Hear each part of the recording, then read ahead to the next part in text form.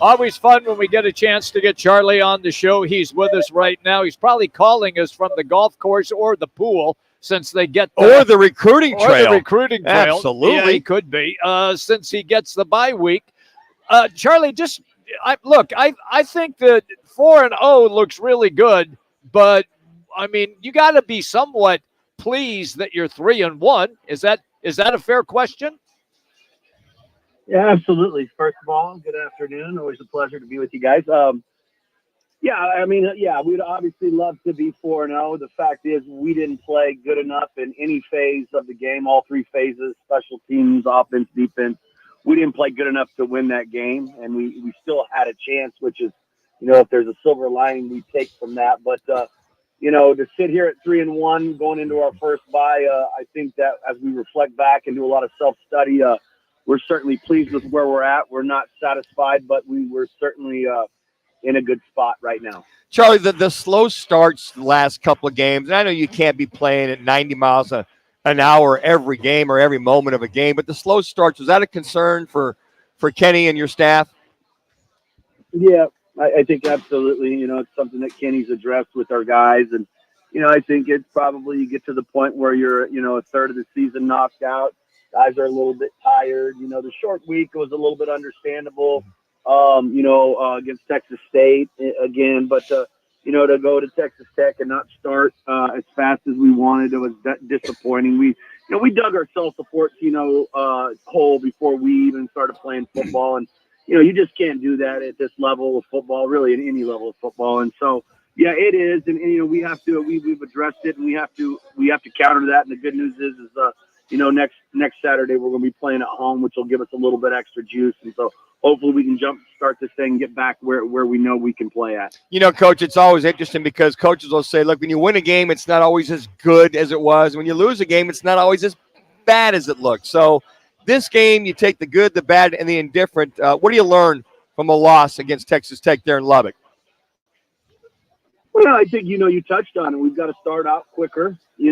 We got to get back to doing some of the little things that we did at a high level. Again, I think the one thing, as I mentioned earlier, is we didn't play very good in any phase. And we were a one score. We were in the game in the very end, had a chance to win it, So it's just cleaning up. You can't make mistakes. Mistakes, they kill you. Coach Dillingham is preached smart and tough with this football team. And for, most of the season we've been that. In Lubbock, we were not, just calling it from my point of view from the special teams world. You can't have two kickoffs that go out of bounds and give you 15-yard penalties. You can't do that and let those guys start at the 35. You can't get a late hit on a kickoff return that goes into the end zone. That's 3 penalties on special teams. You can't do those things and expect to win football games. So we got to get back to playing Sun Devil football, which has been smart and tough for most of the season. And I think if we do that, we're going to win a bunch more football games. Thank you to Crest Insurance Group for the opportunity to have this conversation with ASU assistant head coach Charlie Ragle. All right, are you afraid at all that you might be running Cam Skattebo into the ground? Is that something that you guys would have talked about during this bye week? No, I don't think afraid is the right word. I think that, Cam is a workhorse. I think that we have some of those running backs. We have some really good depth at the position. We've had a little bit of injuries and things, but I would expect that to recorrect itself and that some of those guys are going to be available as we get going here in the next couple of weeks, Kansas and moving forward. So I hope not. I don't think we are, and I don't think he feels that way. I think that they got ample rest this week, and I would expect a fresh football team and a Cam Skattebo on next Saturday against Kansas. Yeah, Coach, watching him last year, to me, no problem. His endurance, his resiliency, you ran the hell out of him last year, and I expect much of the same. It's just a matter of how much, I think what I heard Kenny saying in the postgame on the radio, how much they're keying on him and what the other alternatives are in developing the offense.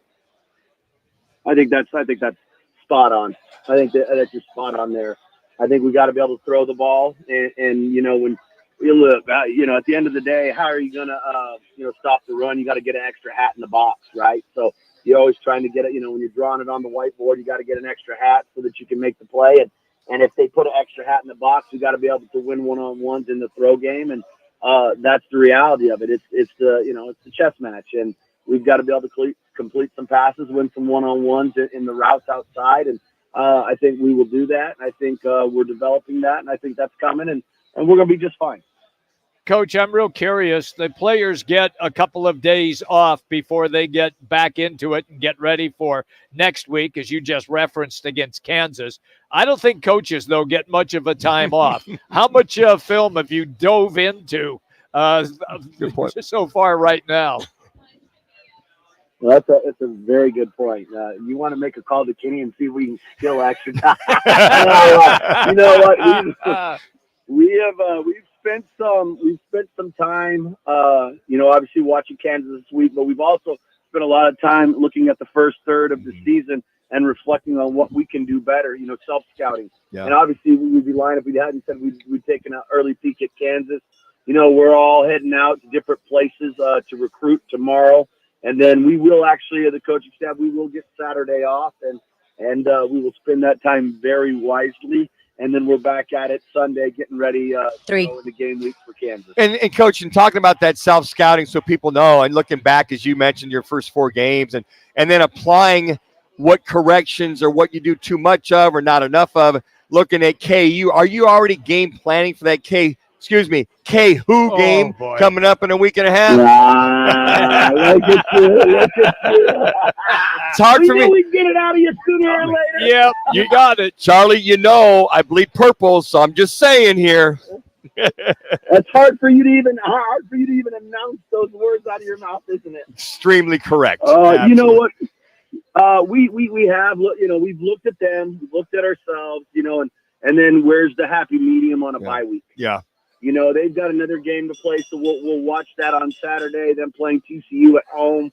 And then we'll, again, they've played, multiple games, so then we'll add that to the collection of games and then finalize what we're going to do, for the game plan. And with that being said, is this a good time for a bye week? Because I know a lot of coaches, if they're on a roll, they're like, oh, man, we got to take a bye. Or there's teams that need to adjust. You guys are 3-1, as Jimmy said. Is this a good time for this team to have a bye? I think it is. I think, you guys alluded to, looking at, again, Texas State, a little bit different animal playing on Thursday. Texas Tech not starting as fast. I think getting our legs back under us. I actually think our schedule plays out really nice in the sense that now we're coming off this bye. We've got 2 home games and then a road game at Cincinnati, 3 more games and then another bye. And then, we have a 5-week,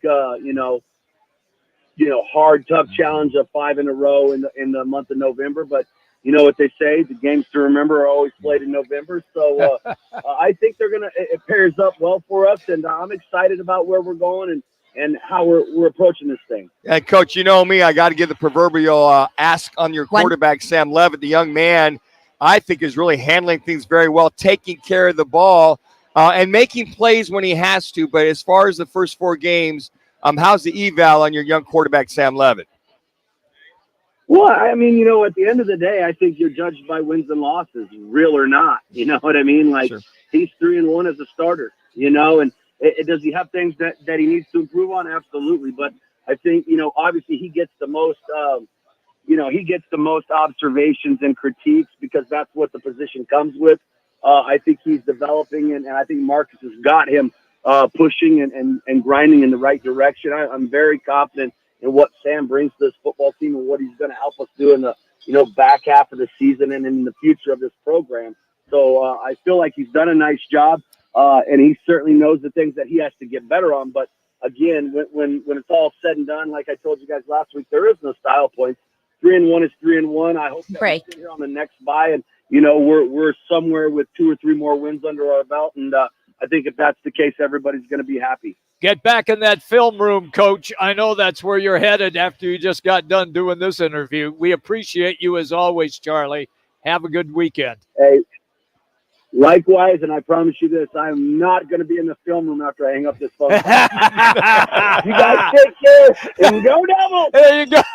Charlie Ragle. That's awesome. Assistant head coach for ASU. And he is presented by the Crest Insurance Group, as they always support the Sun Devils. Crest Insurance Group, offering personal, business, and specialty insurance solutions for all clients across all markets. Just check out CrestINS.com. That's CrestINS.com. All right, quick break. When we come back, we continue here at Twin Peaks in Tempe, and it is our underdog picks for